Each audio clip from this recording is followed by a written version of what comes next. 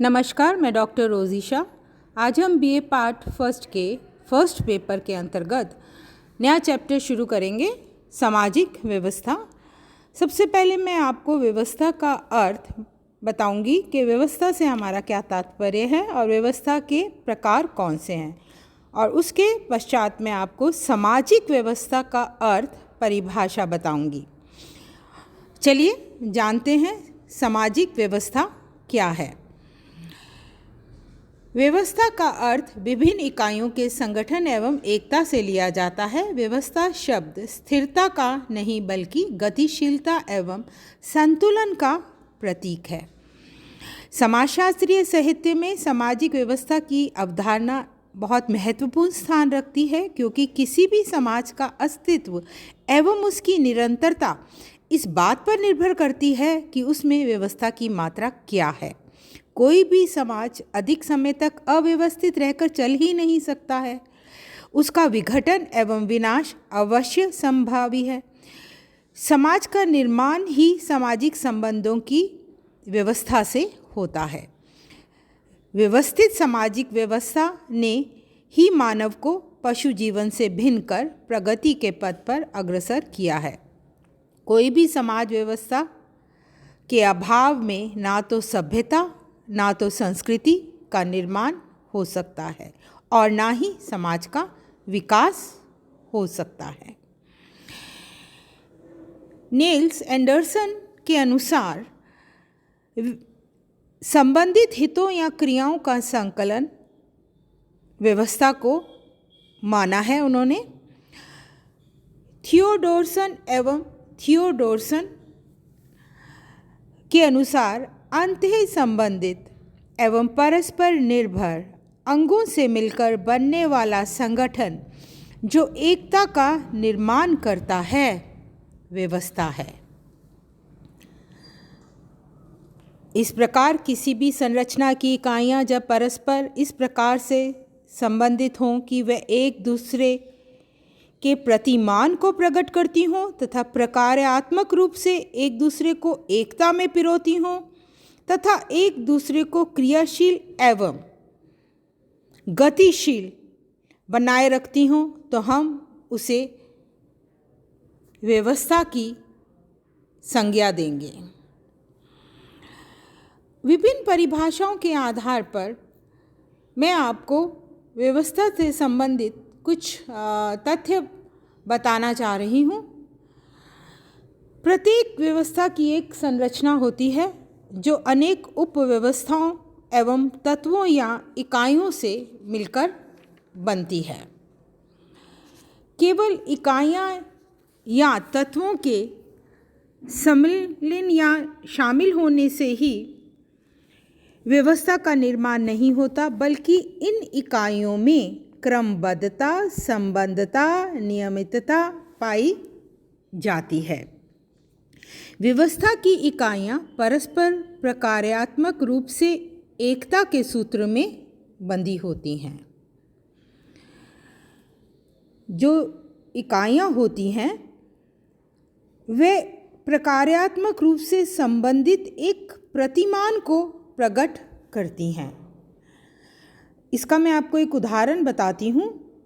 जैसे वायुयान का निर्माण विभिन्न कलपुर्जों के से होता है, यानी कलपुर्जे यानी इकाइयों से होता है, और इन कलपुर्जों को हम मनमाने ढंग से नहीं जोड़ सकते। यदि मनमाने ढंग से जोड़ेंगे तो ये वायुयान का निर्माण नहीं होगा।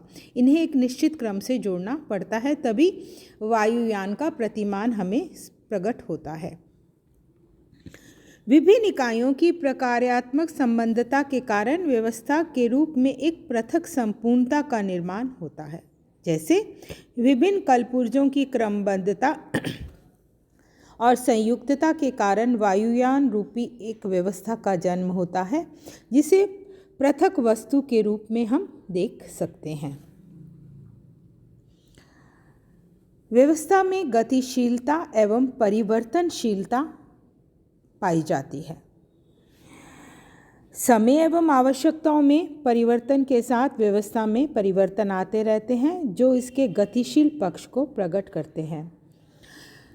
इस संबंध में एक महत्वपूर्ण बात ये भी है कि ये जो व्यवस्था का तात्पर्य कभी भी संपूर्ण संतुलन से नहीं लिया जाना चाहिए। सभी व्यवस्थाओं में किसी न किसी मात्रा में असंतुलन अवश्य ही मौजूद रहता है। व्यवस्था के प्रकार। प्राकृतिक व्यवस्था। प्राकृतिक व्यवस्था से हम समझते हैं कि जिसका संचालन एवं नियंत्रण मानव के हाथ में नहीं बल्कि प्रकृति ही उसका संचालन एवं नियमन करती है, यानी मानव के हाथ में नहीं है व्यवस्था।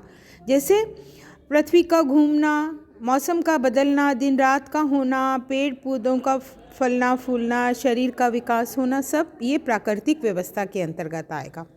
सावयवी व्यवस्था, इसका उदाहरण पेड़ पौधों एवं जीवित प्राणियों की शरीर व्यवस्था, शरीर का निर्माण, संचालन होना, जैसे जन्म होना, उसका विकास होना, मानव शरीर का वृद्धि होना, मृत्यु, ये जो है सावयवी व्यवस्था के अंतर्गत आएगा। असावयवी व्यवस्था, इसका सबसे सटीक उदाहरण सौर मंडल है और सौर मंडल में छोटे बड़े तारे, चंद्रमा, सूर्य ग्रह और उपग्रह प्राकृतिक नियमों के अनुसार गतिशील क्रियाशील बने रहते हैं। मानव निर्मित व्यवस्था। मानव निर्मित व्यवस्था में प्राकृतिक व्यवस्था के विपरीत कुछ व्यवस्थाएं ऐसी हैं जिसका निर्माण और नियंत्रण मानव के हाथ में नहीं होता। उनमें परिवर्तन और संशोधन मानव के हाथ में होता है। उसमें मानव उसमें परिवर्तन और संशोधन कर सकता है। और मानव निर्मित व्यवस्था को हम कुछ 4 भागों में बांट सकते हैं। इसमें सबसे पहले मानव निर्मित व्यवस्था में सबसे पहले है यांत्रिक व्यवस्था। इस व्यवस्था में निर्जीव भौतिक वस्तुओं को अर्थपूर्ण रूप से क्रमबद्ध रूप से संयुक्त करते हैं और ये इकाइयाँ यंत्रवत एक व्यवस्था के रूप में क्रियाशील रहती हैं, जैसे रेडियो, वायुयान, रेलगाड़ी, पंखा, मशीनें, मोटर आदि सभी यांत्रिक व्यवस्था है। मानव निर्मित व्यवस्था में दूसरा प्रकार जो है वह है व्यक्तित्व व्यवस्था, पर्सनालिटी सिस्टम। व्यक्तित्व व्यवस्था का निर्माण शारीरिक, सामाजिक, सांस्कृतिक, मानसिक पक्षों से होता है। प्राणी शास्त्रीय या शारीरिक लक्षण इसके आधार या बाह्य स्वरूप कहे जा सकते हैं। दूसरी ओर सामाजिक, सांस्कृतिक, मानसिक विशेषताएं व्यक्तित्व के आंतरिक पक्ष के निर्माण में मौलिक हैं। सामाजिक व सांस्कृतिक गुण जो व्यक्तित्व के अंग बन जाते हैं, मानव द्वारा अर्जित किए जाते हैं। समाज व संस्कृति ही व्यक्तित्व को एक विशेष स्वरूप प्रदान करती है। समाज व संस्कृति का निर्माण मानव द्वारा किया जाता है, इसीलिए व्यक्तित्व को मानव निर्मित व्यवस्था माना जाता है। दूसरे शब्दों में समाज, समूह, समुदाय, संस्कृति व्यक्तित्व निर्माण में महत्वपूर्ण भूमिका निभाते हैं और ये सभी मानव की कृतियाँ हैं। सांस्कृतिक व्यवस्था, ये मानव निर्मित व्यवस्था का तीसरा प्रकार है। मानव ही संस्कृति का निर्माता है। पर्यावरण का सारा भाग जिसका निर्माण मानव ने किया है संस्कृति कहलाता है। सांस्कृतिक व्यवस्था के अंतर्गत हम मानव निर्मित भौतिक और अभौतिक दोनों ही पक्षों को शामिल करते हैं, किंतु भौतिक और अभौतिक तत्वों के संयुक्तिकरण मात्र से ही सांस्कृतिक व्यवस्था नहीं बनती। इसके लिए इन तत्वों को एक विशेष क्रम से संबंधित किया जाता है, जिससे एक पृथक संपूर्णता का निर्माण होता है। मानव निर्मित व्यवस्था का चौथा प्रकार है सामाजिक व्यवस्था। समाज व्यवस्था का निर्माण मानव के सामाजिक संबंधों, अंत्यक्रियाओं द्वारा होता है। ये एक अमूर्त व्यवस्था है, क्योंकि सामाजिक संबंध व सामाजिक अंत्यक्रियाएं रीति रिवाजों, कार्यप्रणालियों, अधिकार, पारस्परिक सहयोग, समूह, समिति, संस्था एवं नियंत्रण आदि से प्रभावित होते हैं।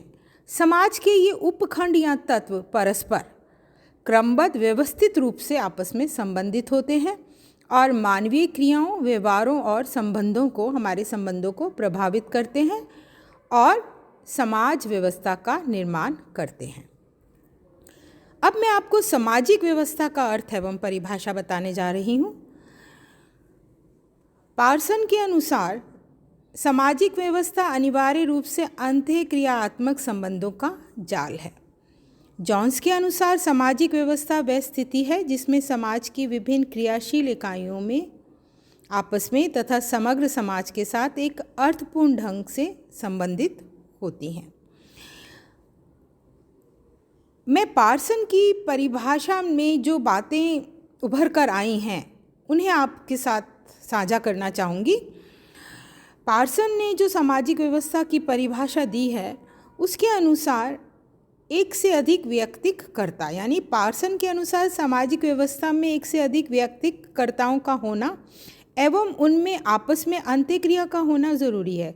कोई एक ही व्यक्ति सामाजिक व्यवस्था को जन्म नहीं दे सकता, यानी सामाजिक व्यवस्था में एक से अधिक व्यक्तिक कर्ता यानी जो क्रिया कर रहे हैं का होना ज़रूरी है। अंतःक्रियाओं का आदर्श लक्ष्य, कई कर्ताओं द्वारा की जाने वाली अंतःक्रियाएं उद्देश्यहीन नहीं होनी चाहिए, बल्कि उनका उद्देश्य समाज द्वारा स्वीकृत उद्देश्यों की पूर्ति होना चाहिए। ऐसी स्थिति में ही समाज व्यवस्था जन्म लेती है।